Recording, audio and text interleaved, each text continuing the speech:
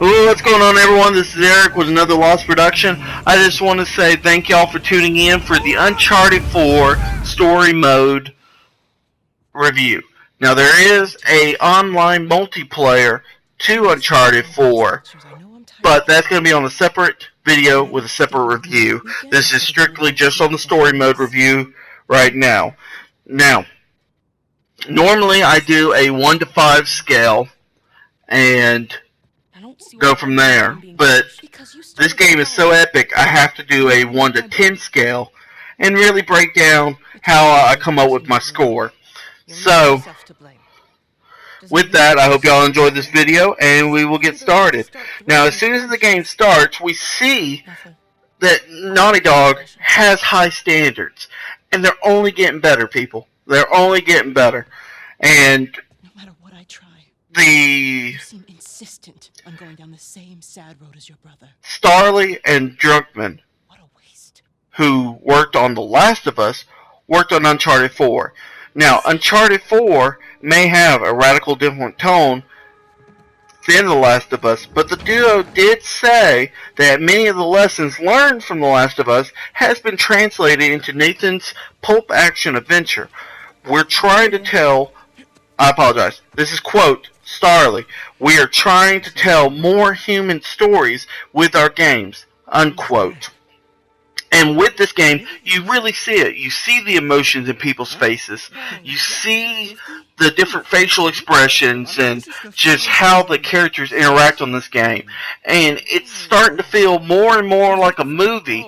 And it's really hard to tell sometimes that you're playing a game because the facial expressions are getting so much better and the emotion between the characters actually feels like it's there. The only time you pull a stunt like this Now, is when you're trying to this game originally was supposed to be released in Christmas, but Naughty Dog pushed it back, and then they pushed it back again another 5 weeks, and then they pushed it back another 2 weeks. But after that, they did a simultaneous worldwide launch, and I tell you, the wait was worth it. It really was. I'm glad they put the little extra care in there and the extra work in there. It's really interesting. Now, with that, Druckmann has said, quote, this is the final adventure for Nathan Drake, unquote. Kind of heartbreaking for me. Huge Uncharted fan. But I'm interested to see where Naughty Dog is going. This Uncharted has everything as the other Uncharted's. The parkour, the frantic combat, the beautiful cinematics, the beautiful scenery that takes you around the world. They did add a grappling hook in this one to get around on certain points, and it was a nice touch. Normally when a game adds something new, they just pound it in, they overdo it. This game did not feel like they overdid it, and I really like that. Now, this game has been getting high reviews throughout the board, and people are just foaming at the mouth to compliment this game. Except for the Washington Post. The Washington Post slammed this game hard. There's a lot of spoilers, not a lot, but there's some spoilers in there, so if you don't mind spoilers, or if you already completed the campaign, head over and read the Washington Post Uncharted 4 review, and you just see what they said. But one of them is, quote, Uncharted should have ended at Uncharted 1, unquote. So with that being said, that's pretty harsh. Very harsh review, but, you know, This isn't sketchy at all. everybody has their own opinion. Hey, you know, this doesn't Now, look like the warden's office. Before this game come out, I've read in several places that you would get to make choices in this game. Now, when you say choices, are we talking like Fallout or Mass Effect? No, we're not. It's not that serious on the choices. You don't even actually have to make the choices. But there was much ado about that. But in fact, it only changes maybe a sentence or two in the part. Nothing major. But there's no actual weight on the story for choices, so you don't have to worry about that. Maps are not quite as linear as previous. Now, with that, there's certain segments in the game that give you more freedom to explore. Very interesting, and all that. So, throughout this game, now normally in Uncharted, there's always journal notes and notes to find and all that stuff, and most of them are kind of like, yeah, they're interesting, but it doesn't really, really matter. In this one, I would highly suggest, because you'll start picking up, the notes I'm talking about, you'll start picking up at Chapter 8. I would highly suggest finding them and reading them. Take the time to read the letters. They will help fill in the blanks and add more meat to the story with Captain Avery and his lost treasure. Now, while it all sounds straightforward to the point, the plot twists and turns at times and goes on it way far beyond than any others, and is by far one of the best plots I've played. Very good stuff. Now, Nolan North, I'll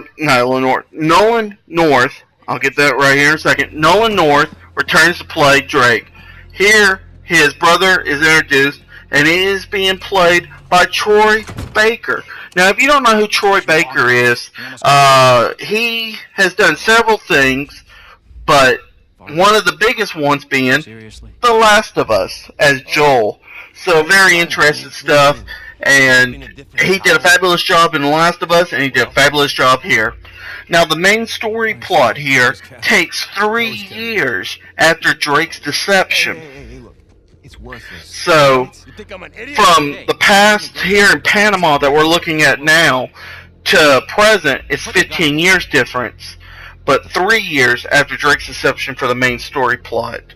I went through the whole story on crushing, the hardest mode on there, and for this review. Now, there's plenty of action in this game, but some say it seemed far and few between. Now, on crushing, it was more than enough action, and at times it was more frustrating at points than it was enjoyable. During the heavy battles, the controls would be unresponsive or over-responsive. I would try to hide behind a cliff or on the edge of a cliff or behind a box or something, and my character would just jump off the cliff. Or you would tell him to take cover, and he would take cover in front of the people taking the bullets. Didn't make much sense, but even after all of that, still a very good experience overall, and the story had me from the start. Now, as we see here, Rafe just stabbed the guard, and we got Nate here pulling up Sam. They're trying to escape, and, well, Sam just got shot. And, hence, sorry, I was watching this with y'all. Now, he falls through, and obviously they're being shot at. So, Rafe convinces him that he needs to leave, and that he's dead. So, 15 years will go on after this point, and we'll see that Drake is living a normal life. Not so normal. I mean, obviously, it starts out you're under the water, and the chapter's labeled the Malaysia job. So you're thinking, oh snap, he's, still doing his thing, and everything else like that. But, lo and behold, we're actually in New Orleans, or New Orleans, depends on however you want to say it. And as the story pivots, we can see Drake's living a normal life, not running and jumping and gunning, and he's living in a home. And shows here that Drake and Elaine are now living together as husband and wife. Now, I was thoroughly happy with this. I always liked them together as a couple, and I tell you, Nolan North and Emily Rose were both given countless opportunities to do stellar character work. Every time they shared a scene, they carried hilarious, loving, heartbreaking, emotional payload every single time. They did a tremendous job, and I was very impressed with their work. Uncharted 4 has the most cogent campaign of the series. Uncharted 4 is a game about the high cost of obsession. Although obsession is not a new trait in the Uncharted series, it's definitely a new look here. Now everybody has their own obsession. The villain, Rafe Alder, who is a wealthy pompous who desires the treasure, is to prove his worth beyond his inheritance. Alright, everybody has their own. For Avery, the treasure, for the pirate who had the treasure originally, he was in the pursuit of redemption, inspired by Saint Dismas. Now, there's a lot to his story, and once again, if you find those letters, it really fills in, and it was really, really a great backstory on him. I was really impressed with that. You'll meet Nadine Ross, who runs a mercenary company called Shoreline. Her motive is for duty and honor to satisfy her client. And for Drake and Sam, it's all about this treasure. They go in a little bit more, don't want to ruin anything, but the main reason being there is to save Sam from the drug lord that helped him escape through the Panama prison. Now, with that being said, here we are in Italy, and we're jumping, we're moving. Graphics were beautiful. The frame rate was really good. There was a couple of scenes where the frame rate was kind of messed up and people kind of like glitched in and out. But overall, it really wasn't an issue. Here we see how Rafe has really gone off the end. What it is that, Rafe? Nadine, I think your partner here has had too many Bloody Marys. Cut the bullshit, old man. I don't know how you scammed your way in here, but if you think about bidding on Avery's Cross, I can tell you exactly how you're going to be leaving in a goddamn Rafe. fight. Ladies and gentlemen, please remain calm. The backup power will come on shortly. It's gone. And like that, the race is on. So, no Uncharted is complete without jumping around, stuff breaking on Nathan, and gunfights, stealth, hand-to-hand combat. It's all here, and it's definitely improved. I thoroughly enjoyed it. If you have issues with third-person shooting, they do have an option for an auto lock on there, so it automatically locks onto the enemy, so you can start shooting them. The replay value is moderately high on this one for just the story mode. One of the trophies, one for all the trophies. There's a lot of hidden trophies in this game. Some of them actually are kind of like Easter eggs to other games that were out there.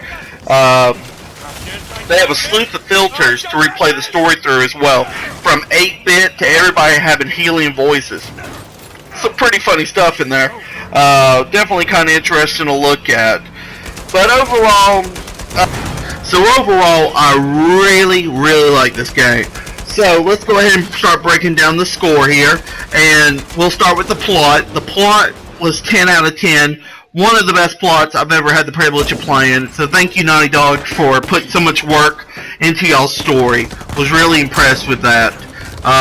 Graphics, 10 out of 10. Beautiful all the way around. I mean, just flawless. Frame rates per second, on the other hand, though, I scored a 9 out of 10. Nothing too dramatic or too much issues on that. Just every now and then you would have little minor issues. But now Control Mechs, on the other hand, I score a 6.5 out of 10. So with that, if you're playing on Crushing or Hard, ladies and gentlemen, it's going to be a frustrating experience, especially on Chapter 13 or 19. There's a couple others in there that was kind of frustrating. But if you're playing on Easy or Explorer, you're not going to have no issue. You're basically bulletproof, so, I mean, you're really not going to notice much of an issue there. So overall, I give the game an 8.25 out of 10. Really highly recommend this game. Definitely see it being Game of the Year with no issues. So definitely recommend for anybody to add this to the collection. Just don't even wait. Be a part of it. It's just a tremendous story. Definitely highly recommend that. I am Eric from Another Lost Production. Please be sure to like, comment, subscribe.